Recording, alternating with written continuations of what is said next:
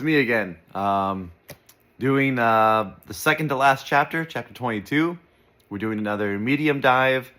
We're looking for clues for the lion's share. We're looking for themes, hints, any kind of puzzle, all that. Details of words, colors, stories inside stories, references to his children, any other themes of his, any other topics of inspiration. That's all that we're looking at. So here we go. Picasso's Pendant, chapter 22. It's me, and here we go. All right, this one's called A Love Story. Introduced very simply at the end of last chapter by our next chapter is a love story. And then we go, a love story. So again, we see the theme of love going. This one, a couple things jumped out to me. One of them is most of the chapters have a few stories in them. And if there is most of them have a few characters. Very few are just on one character. So this one, it focuses on Picasso, obviously, and it goes into Picasso's relationship with Jacqueline, and it continues along that thread for a while, right? Starting on page 191, almost all of 191. There's not much text on 192, but it covers that. And then we go down, again, almost halfway down, 193. It even continues with her into 194, although it does touch on some other things. So it's the majority of this chapter is focusing on them two and their relation. So if I'm looking for hints or clues, I'm kind of going to focus on that. There's a very small introduction about, Picasso when he's little. This one, unlike most of the other chapters, does not start with a story involving JCB's life. There's a common theme, a pattern for, I would say, like the first 18, 19 chapters, where most of them start with some kind of story from his life, and then it goes into whatever the topic of the chapter is. This one's different. I do like that there is it does pick up on the theme of putting the main treasure on the front page, right? So we have title here, and then the main treasure that's about that, I guess is tied to this chapter, right, is the pendant, right? And it says, this one is going to be in the box. Where does it say that? It says, it doesn't say that in the description. Does it say, I could have sworn I read it. It says, 193, the gold pendant in our treasure. All right, is designed by Picasso and yada yada, goes on to Hugo. Okay, I think right now I'm going to get into the fun little mystery for this chapter. And this is what I spent most of my time on this chapter doing. And it's why I didn't want to do a live, because I have pictures I want to show at the end of this video, so it's going to be pre-recorded, and then at the end I'm going to show some of my search results and some photos. So on page 192, we've got this photo, and I kind of designed these YouTube videos to be listened to. There's not much visually going on. It's mostly just me sitting down on a couch or chair talking at the camera. I don't show that many graphics. This one, because again, I want people to just, it's fine if you're driving. This is a good, in the background of, I don't know, you're mopping or whatever. Just put this on, you can listen to it. You don't need to look at the screen most of the time. So if you're just listening to this, I'll describe. On page 192, there's a cubism, neo-cubism, kind of abstract painting there, depicting, I guess, the dove and the home from the story of Picasso courting Jacqueline. And so, and at the end of this video, I'm going to put, again, my search results from, I'm trying to figure out where this picture came from, all right? And most of the pictures have either who said it, or who painted them, or there's some text in there's some clues in the text of who did it. So this one does not have, there's no description. The description just says, a cubist style design of a house with a dove mural. That's it. That's all it says. Going off of it's not the introduction, it's page, okay, so the book starts on page 9, so we're looking at 8, 7, 6, 5, 4. Look on page 4, all right, with the famous little design at the bottom. It says, most photography was shot by Jamie Biver. Again, we love when he uses most, all right? Some images were donated by the Ark and Stone in Dallas, Texas. We love when he says some and most. Then it says, artwork was created by author unless otherwise noted. So that's the kind of key here that we're interpreting everything by, right? Artwork was created by author unless otherwise noted. Which, from what I've discovered, if you use AI art, if you're the person who gave the prompt, you can claim that as your own. Again, I'm not, AI art is still kind of new. I'm not sure the legal ramifications or how that works, if you're going to publish a book, if you have to cite it or not. I do not know. But that's all we have. We can supplement that by going to the back of the book. This would be page, let's see, 240, starts on 242, right, under Acknowledgements. And this is where it lists a few things. So here we go. Where was it? Okay, thank you, Jamie Biver, for your keen eye, easy personality, and photogenic artistry that gave us most of the beautiful photographs that adorn this book. You made the beauty of the items in this treasure come alive, all right? He thanks a bunch of people, and most of the people he thanks, because again, he says you can look anywhere in the book for clues, right, for the lion's share. So people have looked over the acknowledgement section looking for clues, right? Most of the people he thanks, people have been able to verify who they are. Many of them have websites, and we can figure out what they did for the book. So going on, the first 5 people he thanks, right? Alina, Rosemary, Thaddeus, Valerie, and Zoe. They're the 5 researchers that he's mentioned. Jamie, photographer. Seth, Angie, Lauren. Seth Gould, Angie, and Lauren for the jewelry designs. Rob, again, covers him. He has his own chapter. Alan and Nicholas Hugo. So Alan has his own chapter also, and Nicholas Hugo is mentioned in the Picasso book. So they're kind of, I guess, curators. Susan, we talked about publisher, right, and friend, so we know who she is. Bryce and Brian, haven't come across who they are yet. This next one, thank you, Johanna, for helping me locate my North Star. That's kind of a cryptic message right there. Lately, people have been coming to me with like astrology themes and patterns, and I'm thinking, hey, you know, you might want to look into this line. Thank you, Johanna, for helping me locate my North Star. If we can figure out who Johanna is. If she's mentioned in the book, I missed her. She's not coming immediately to mind, and I don't have an ebook where I can handily search it. So again, locate, please mention something in the comments if you know who Johanna is, or you figured out what that line means. Thank you, Don. Again, you edit, so he's the editor. Next page, Richard. This is, I've done some little bit of research on Mr. Richard here, because so many of the questions in my mind come from the layout of the book, of why certain pictures are certain places, who decides, you know, again, many people have looked at the tears, the lines, the outlines of the photos, matching them up. I'm still of the belief that many of that's a formatting or a template, and so I think Richard has a lot to do with that. Again, entire team at Baker and Taylor. Sounds like a law firm. I haven't done much research into them. Mom and Dad, obviously. Zach, do we figure out who Zach is? Elaine and Kimberly D. That's an interesting one. Is that his Kimberly? If it's Kimberly D, probably not. And then his kids, Aiden and London, we get that. And his wife finishing up right there. But again, of all the acknowledgements, and I might do a separate video on the acknowledgements themselves, but I was looking for who did this painting. But again, put a little pin in Johanna. We might want to come back to her at some point. All right, so let's go back to the chapter 22. So we haven't found anything in the book that tells us who did this painting. And I'm only looking because, some people have came to me in confidence with, you know, solutions or theories about this painting, so I can't give too much away. I will say that there was some question over who did it. And I think if we can figure out who did it, it might give us a hint of how far we're supposed to look into it.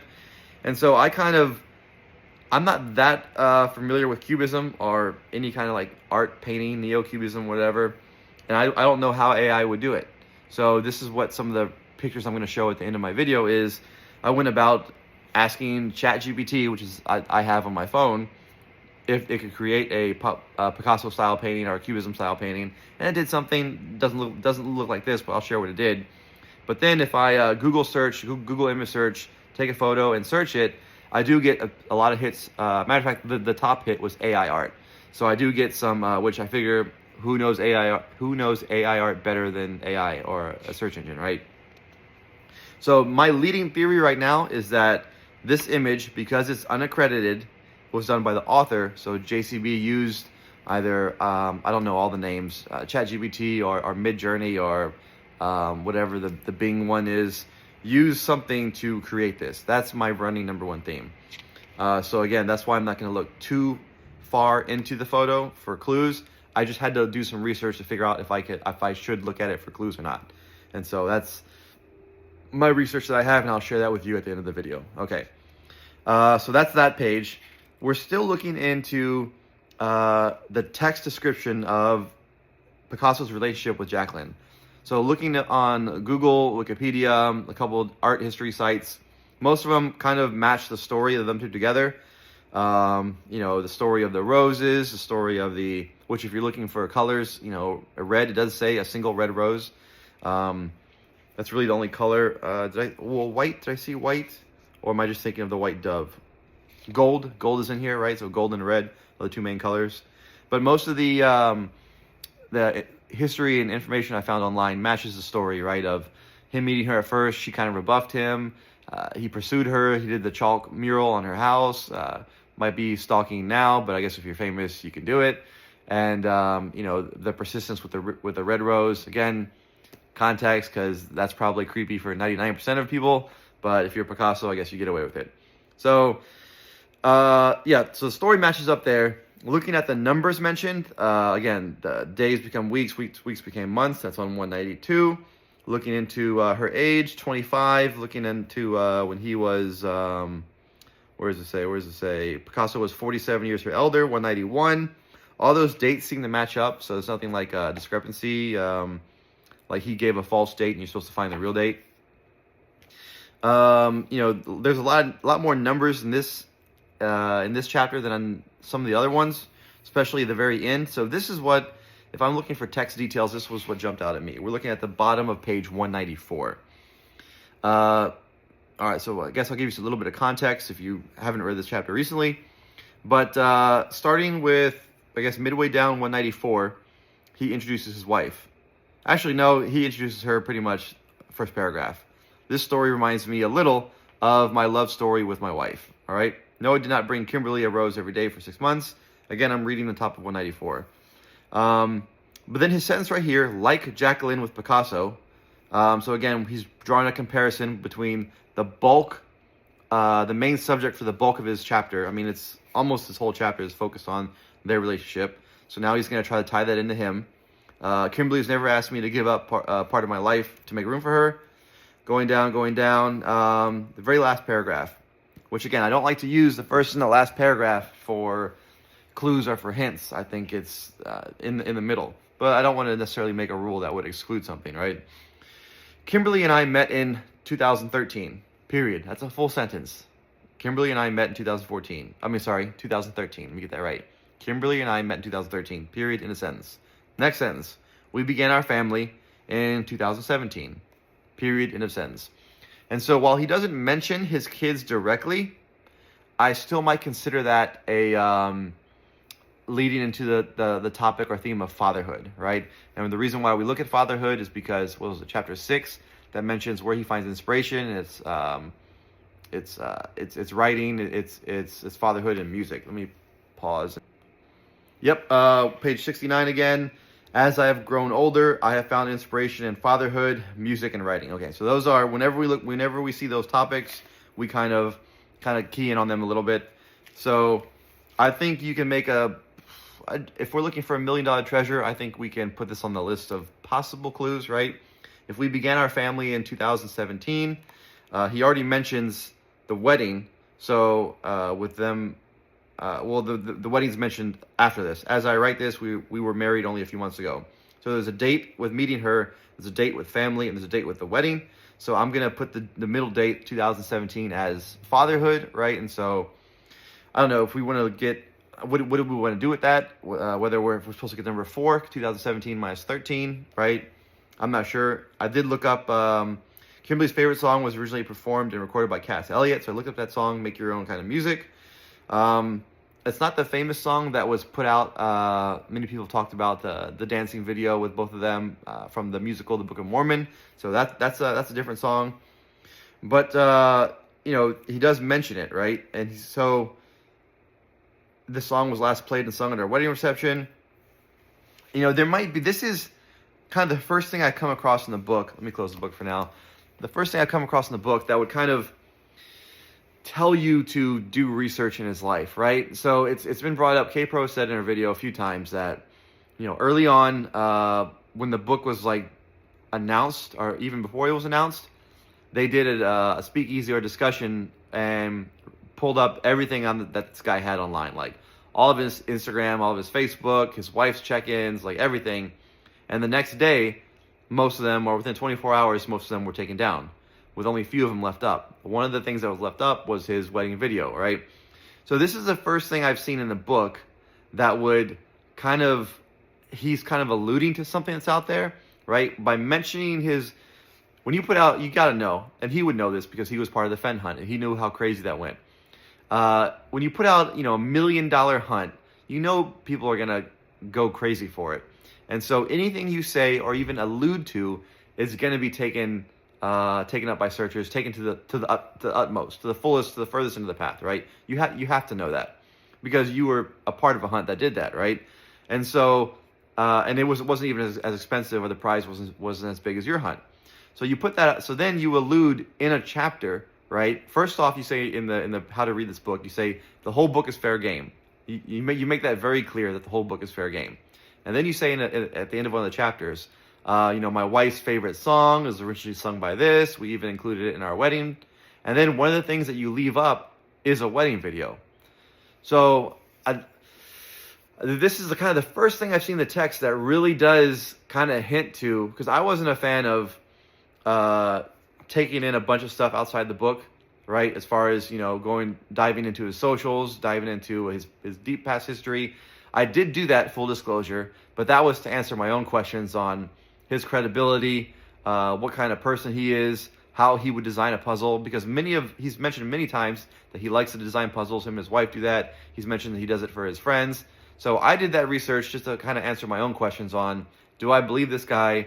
Is he how do I say this? Not trustworthy. That's not the word I want to use. Does he tend to throw a lot of red herrings? Does he tend to doublespeak a lot? Is he really playful, I guess is kind of a nice way to put it?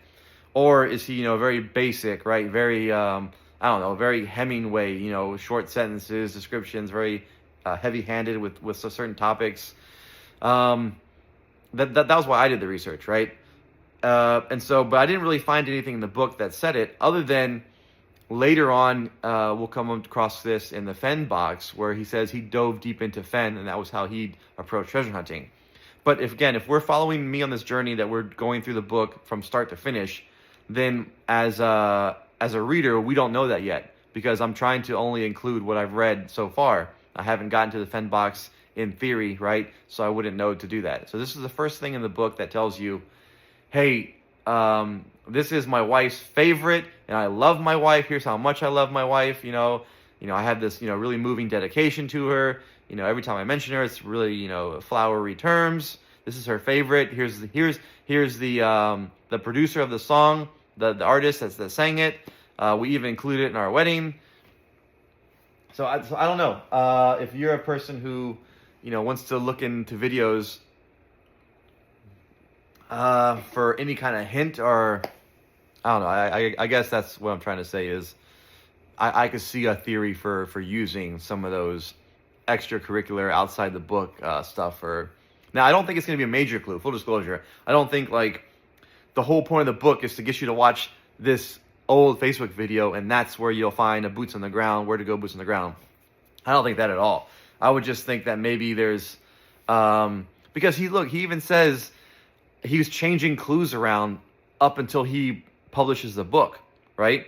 And he's giving you dates in the text of when he writes and when he does certain things. Like in this chapter, he even says, as I'm writing this chapter, it's 4 months. So you can kind of build a rough timeline for which chapters are earlier, which chapters are later, which I think is going to help you when after we finish our next chapter, when we assemble some kind of timeline or pattern for how we want to work through and build a hypothesis for where the treasure might be located, or what state, or what park, or how close we can get, right? So I've said a lot about that. So that's 20 minutes. I think that's a good one for this video. Let's see if we can kind of put a little bow on it. First off, before I forget, I do want to thank everyone. Again, the discussions and the comments from the last couple of videos have been great. A lot of you guys have been coming forward, and I know it does take a little bit of, what's the word? It takes a bit of trust, to put something out there in public, something that you think you found. I mean, everyone's working hard on this, right? So you spent however many hours diligently going through and found this little nugget, and you're holding on to it. And so it does take a little bit of trust to throw that out there in a random dude's YouTube comment for the whole world to pick apart and judge or possibly steal and run with it. But I do think that, this is a marathon, not a sprint. So I do think that you will get some value if you have something. And hey, by all means, if you find a clue, chew on it for, I don't know the minimum I want to say, a couple of weeks, right? Just to be sure that, because I would hate, I don't want to feel responsible. So I'm erring on the side of caution. If you find some clue, I'm not begging for your clue. I'm not asking for your clue. I'm not saying put it out there, right? Because, the worst thing you could do is you find, I found this constellation in this chapter and it tells me to do this. And then you put it out there on YouTube and the next day you figure out, I'm supposed to put this over the state of Missouri. And then it leads me to this spot. But because you put it out there and everybody knows that, and then you'd miss out on the treasure, right? So, hey, if you find a clue, sit on it for a couple of weeks. But after a couple of weeks go by, if you haven't made any progress, if you're stuck, I think there's nothing to be gained by just holding it. So put it out there and see if anybody else can run with it or go out there. So again, just my 2 thoughts on that. But I do want to say there's been some good sharing and a lot of good comments on the YouTube videos. So if you're not someone who reads the comments, which I don't know, I think most of my videos only have a few comments, so it's not like you got to go through pages and pages and pages. I will say I'm guilty of that. If I look on a video and there's hundreds of comments, I'm probably not going to scroll through and read every single one. But there's a few, I don't think it hurts. So feel free to I try to read a comment on all of them. So there's that. Okay, going back to putting a bow on everything. So we read this chapter, right? The main topic is love, because that's what he tells us the main topic is. And of the love, where are we looking? We're looking at the relationship between Picasso and Jacqueline. If you want to approach this from a more higher level, you could say the true love is Picasso and art, you could say, because if you look at how he treated the women in his life, and JCB even admits that most of it was kind of lust, not so much love. And if you look deeper into the relationship with Picasso and Jacqueline, there's some, not every website agrees, but some websites, you don't have to search very deep some people questioned how healthy their courtship was in the very, very beginning stages, right? Nobody questions her devotion and the later parts, but I don't know. I'm not here to judge anyone, and I'm not an art history critic, so I'm going to leave it at that. But in JCB's own words, which I think are the important ones, right? We can judge every historical story he tells us by 2 things. We can judge it by what actually happened, which we have to do a bunch of research and compile and see, does JCB's story line up with the majority of other stories? That's how we can judge it one way. But we can also judge it by what JCB tells us, right? So regardless of truth or not, if you're the guy who's hiding the treasure and you're the one making the clues, I'm going to listen to the way you tell the story, right? That's just the way it is, right? So, JCB can be right or wrong on certain things, but I think it's important to listen and interpret what he tells you. You can't just go off and say, well, JCB tells us this, but in all actuality, it was this. That might be a clue. That might be something he's trying to hint at. But, all right, enough of that rabbit hole. So love. Love is the topic for this chapter. JCB introduces it as love. He's talking about Picasso's, great love for Jacqueline. And that's the majority of the chapter. So what are we looking in there? Again, where do we get? Love, joy. There's so many different themes that appear in the book. If you want to look for his wife, you might look at the number 4 is something that just pops in my head. I'm not a huge believer in the numerology and the number theory. I don't, some people have gone really deep into it and wrote down every single number that appears in the book and cross-reference the pages and and all that. But just the way that last paragraph is written, it just, let me read it again, because I just can't get it out of my head. And at some point you have to trust your gut, right? JCB alludes to that.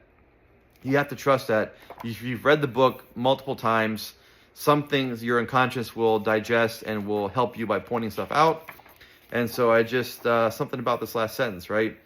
So we're on page 194. He introduces Kimberly, And he even talks about this is the quality of love that we share. Kimberly and I met in 2013, period, end of sentence. Short sentences always get to me, right? I'm always like, why is it so short? Kimberly and I met in 2013, period. We began our family in 2017, period. As I write this, we were married only a few months ago. There's not a lot of references as he's writing the book to when he's writing the book, but there are a few. And if you poke them out there, if you highlight them and find them, they're pretty interesting. And this is one of them, right? As I write this, we were only married a few months ago. Then it goes on to, again, her favorite song, Cass Elliot, Make Your Own Kind of Music, and how special it is, right? Yeah, I just think there's something there in that last paragraph. I don't really like to use last paragraphs, but that one does seem special. All right, so I'm going to put, at the end of this, I'm going to put the prompts that I used for ChatGPT. I didn't use Midjourney or any other ones. I just used the one. And I'll put out the outcomes. Again, it's not really close, but it's just kind of a proof of concept. But when I did a Google image search on the picture in the book, it does, one of the top hits is AI. And just from Googling, it appears that AI can kind of replicate this pretty well because of the abstractness, right? So the computer kind of excels a little bit in that department, or at least excels at interpreting what, on how it interprets I'm good down rabbit hole. Anyways, enough of that. I don't want to sound more knowledgeable about a topic than I actually am. So I'm going to show those at the end of this video, and you can take a look and see what you think. I think that the photo was AI because it's not credited by anyone. That's kind of my main proof. And the last little bit is, does anyone know who Johanna is and what the North Star is? All right, so take a look at that. All right, talk to you later. Bye. Now listen, all you treasure hunters, searching all around for plunder. Do you need some help to be your best? There's something that you're trying to find, but you're about to lose your mind. So come on, listen in to Estes Quest. Estes Quest, the show where he'll be sharing clues. Estes Quest will chase away your searcher's blues. He's solving puzzles with a smile. He'll help your theories pass the trial. He's welcoming you here to be his guest. Now listen close and you'll be told the clues to where he's hiding gold. So come on, listen in to Estes Quest. Come on.